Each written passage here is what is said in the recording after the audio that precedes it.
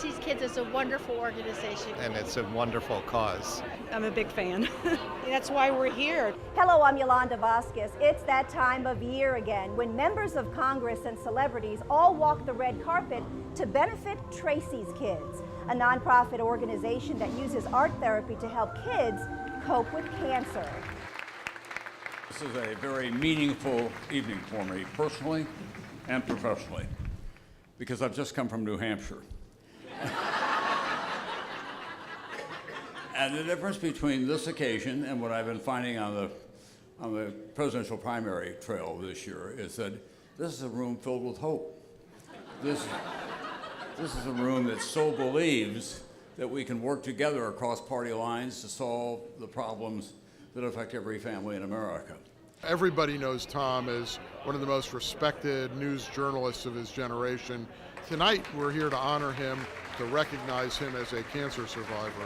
Cancer will strike every family sooner or later. And the most daunting thing is when it happens to a child.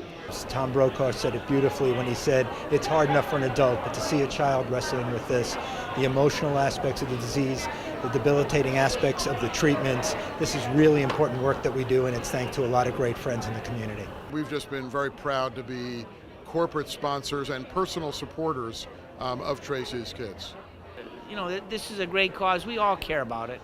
And that's why you see lots of members of Congress, lots of staff, but really good corporate citizens be here because we're helping the kids. Society has a real obligation, I think, to deal with cancer, especially among kids, and to have emotional support for them, not just medical support. One thing we've learned is that giving the right chemotherapy and radiation treatments isn't enough. We also have to support the emotional well-being of the children, and Tracy's Kids really provides a critical role in doing that. I have a little boy who's 9 years old now, and he was diagnosed with leukemia when he was 6 years old. The emotional challenge of going through chemotherapy when you're 6 years old or 2 years old, you know, is really, really challenging.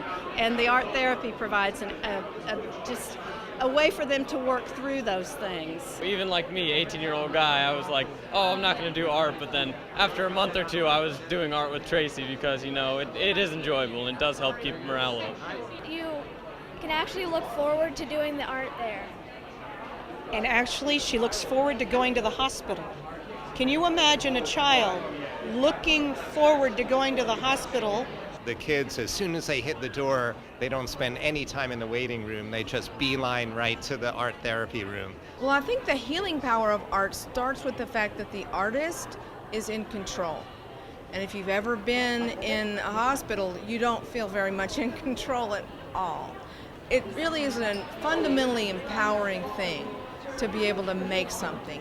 And then with art therapists facilitating the process, we're trained to really listen and understand things that they're good at, even when they may be feeling like they're not much good at all.